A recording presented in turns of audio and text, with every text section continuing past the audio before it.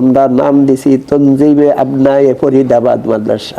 একেবারে রসুলের জমানা থেকেই এই সিলসিলা চলে আসছে। জামিয়া ফরিদাবাদের সন্তান যারা, আমরাও যাব। আলহামদুলিল্লাহ, সে তো এক মহান নিয়ামত। পৃথিবীর সকল শিক্ষার মধ্যে সর্বোত্তম শিক্ষা হলো কোরআন ও হাদিসের শিক্ষা। রাসূলুল্লাহ সাল্লাল্লাহু আলাইহি সাল্লাম থেকে উত্তরাধিকার সূত্রে চলে আসা এই মহামূল্যবান শিক্ষাকে সম্মানিত ও মর্যাদা সম্পন্ন করতে বাংলাদেশের অন্যতম প্রাচীন ও ঐতিহ্যবাহী দ্বীনি শিক্ষা প্রতিষ্ঠান জামিয়া আরাবিয়া ইমদাদুল উলুম ফরিদাবাদ ঢাকা আয়োজন করতে যাচ্ছে এক ঐতিহাসিক 3 দিনব্যাপী দস্তারবন্দি সম্মেলন। জামিয়ার 70 বছর পূর্তি উপলক্ষে আগামী 12, 13 ও 14 জানুয়ারি এই সম্মেলন অনুষ্ঠিত হবে। সম্মেলনের মাধ্যমে 1955 সাল থেকে 2025 সাল পর্যন্ত গত 70 বছরে দাওরায়ে হাদিস মাস্টার সমাপনী শিক্ষার্থীদের দস্তার প্রদান করা হবে। পাশাপাশি থাকবে ইসলাহি নসিহা, প্রজন্মান্তরের মিলন মেলা এবং দ্বীনি খেদমতকে আরও গতিশীল করার আহ্বান।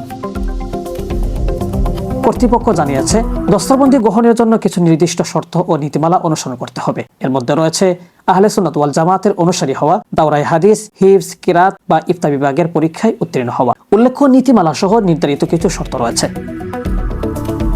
এই ঐতিহাসিক সম্মেলনে প্রথম দস্তার গ্রহণ করবেন বিশিষ্ট আলেমদ্বীন ডক্টর ওসিউদ্দিন আহমেদ। তিনি 1962 সালে ভর্তি হয়ে 1970 সালে দাওরায়ে হাদিস পর্যন্ত অধ্যয়ন সম্পন্ন করেন।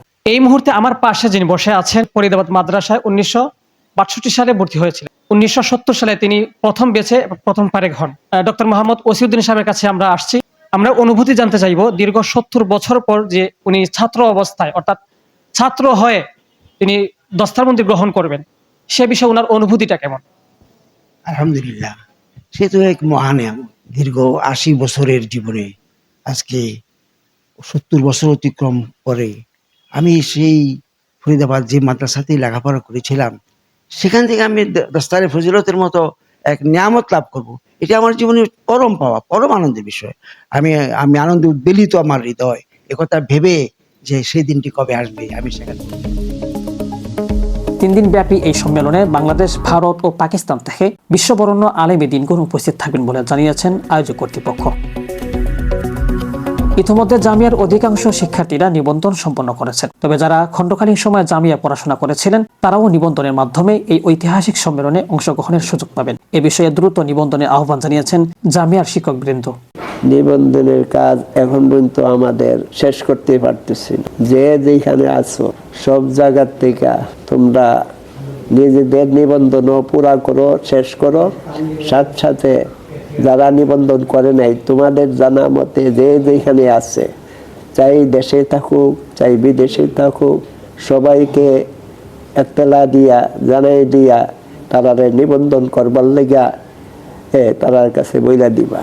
বাংলাদেশে দ্বিতীয়, ঢাকায় প্রথম জামিয়া আরাবিয়া ইমদাদুল উলুম ফরিদাবাদ মাদ্রাসা থেকে যারা ফারেগ হয়েছি এবং দুনিয়ার যেখানেই আছে তাদের সকলের প্রতি আমাদের বর্তমান মুহতামিম শেখুল হাদিস আল্লামা আব্দুল কুদ্দুস দামাত বারাকাতুহুম, আমরা আশা করছিলাম শেখুল ইসলাম আল্লামা আহমদ শফির হাত দিয়ে নিব, তাও হয় নাই। আর আশা ছিল আব্দুল গনি সাহেবের হাত থেকে নিব, হয় নাই। মুফতি রুহুল আমিন সাহেব, হয় নাই। হযরত মাওলানা হাসান সাহেব, সদর সাহেব হুজুরের, হয় নাই। এখন আমাদের মুরব্বীদের মধ্যে আছেন শুধু আমাদের বর্তমান মুহতামিম হযরত আব্দুল কুদ্দুস সাহেব। আমরা হুজুরকেও যদি মিস করি, হয়তো এরপরে আর আমাদের আশার কেউ থাকবে না। দস্তারবন্দি যেহেতু জামিয়া ফরিদাবাদে 70 বছর পূর্ণ হয়েছে, 70 বছরে যারা শিক্ষা সমাপন করে এখান থেকে বের হয়েছেন তাদের সংখ্যা 20,000-এর অধিক।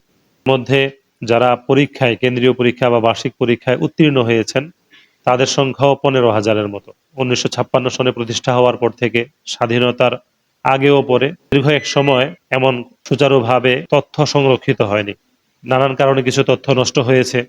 88 বন্যার সময় কিছু তথ্য নষ্ট হয়েছে।